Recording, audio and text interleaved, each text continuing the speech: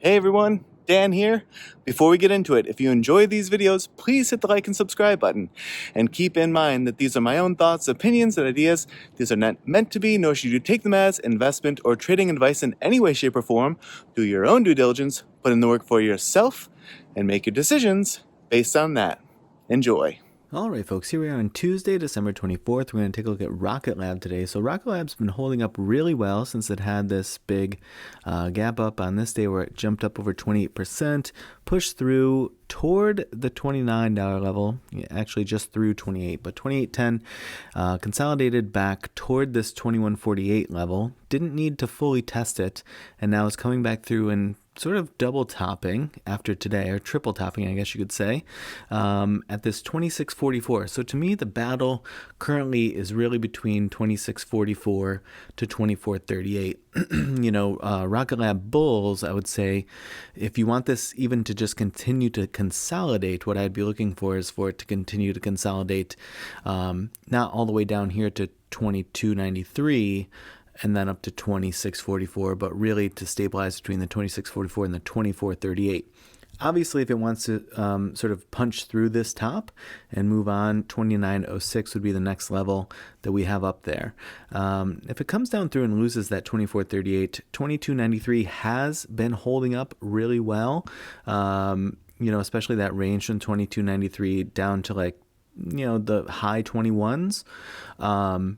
So if that continues to hold, then we can continue to consolidate in a larger range here. But, I would just say if I'm a Rocket Lab bull, I want to see the consolidation sort of stabilize more in the higher range here to continue to put pressure on sellers that are coming in at that 26.44 and are keeping it from punching through that level. That's what you need to exhaust those sellers and, to basically have sufficient volume for the sellers that wanted to have sold in that range and then push it on through.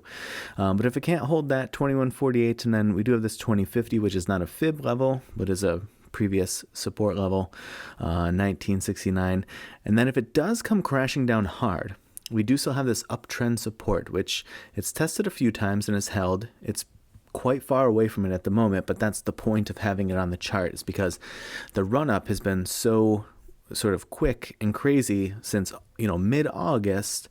It was at 5.25 and then it reached 28 in early December. So just a few months of action got it from 5 to 28.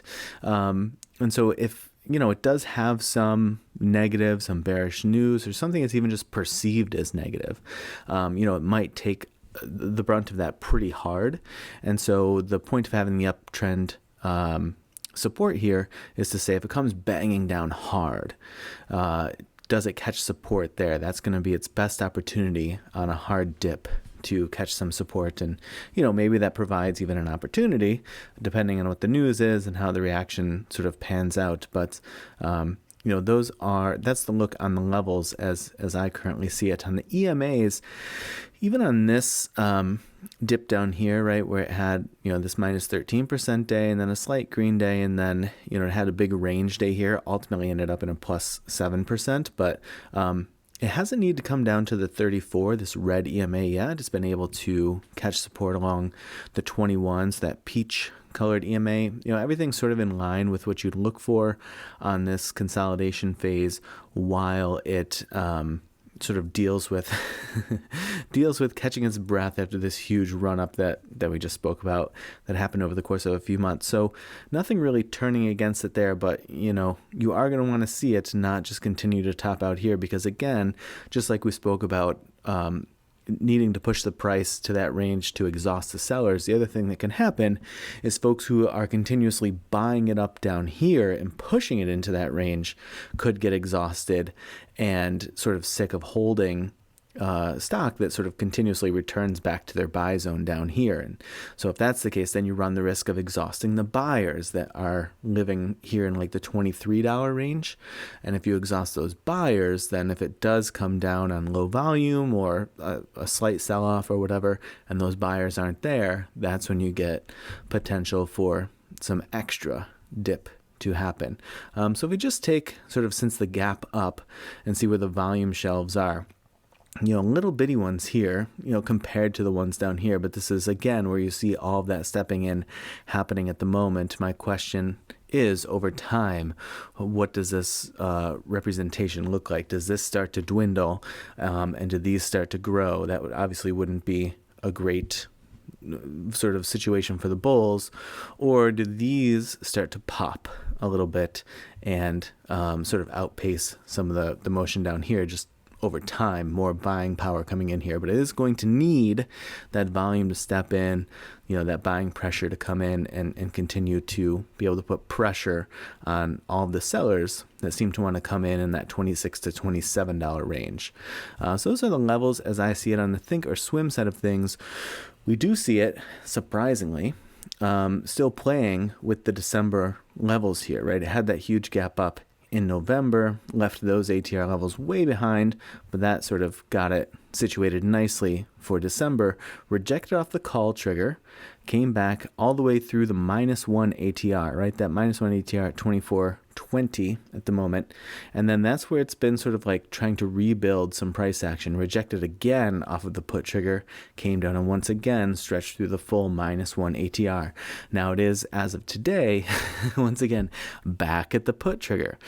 So if the last 2 times that it got there sort of indicate anything, right? This time where it fell through the put, and then here where it rejected off the put, it came down through the full -1 ATR. So will it do so this time, or again, are the sellers really still there at that like 26.55 range, which is the put trigger, to be able to sell it off hard? We'll see. The other thing that's maybe of interest, let me see. Yeah, back here you had this trigger on the TTM squeeze indicator, and then a fire, which it sort of looks like a slow burn, but it wasn't that bad of a move. It brought it from like 4 and even just into here, got it like well into the 5. So percentage wise, still huge gains. And on a chart that doesn't have this crazy motion, looks like a nice pop. And it is right now that the bullish momentum has died down on the histogram, it is once again triggering on the TTM squeeze indicator, putting in a 5 candle trigger at the moment. So what does the flush out of that look like? Are we going to get a pop? Are we going to get a rug pull? Just because the TTM squeeze indicator indicates that a big move is coming, just remember that big move doesn't mean that it's coming to the upside. It's just a big move, an outsized move. That can be either direction, and you're sort of looking for indications of which way that might go. It is interesting that it's once again back at the put trigger as it is currently triggering. And like I said, I feel like I'm saying it for the 5th or 6th time now. Are the sellers exhausted here? We'll learn a lot more as we get into the later half of this short week, and maybe even, what early next week looks like. But that's my first big question right now. Are the sellers exhausted in this like 26.50-ish range? If so, does that unlock that potential to reach 29.06 and then carry on? We'll see. But if the sellers are still there, are the buyers still here? Are the buyers still here? It's going to get quite precarious. One of these, sooner than later, I think, are going to give way. And the question is just who? All right, folks. So I hope that you had a nice start to your trading week so far, and you have a nice day off of the markets tomorrow. And as always, I appreciate you watching, and I will see you in the next video.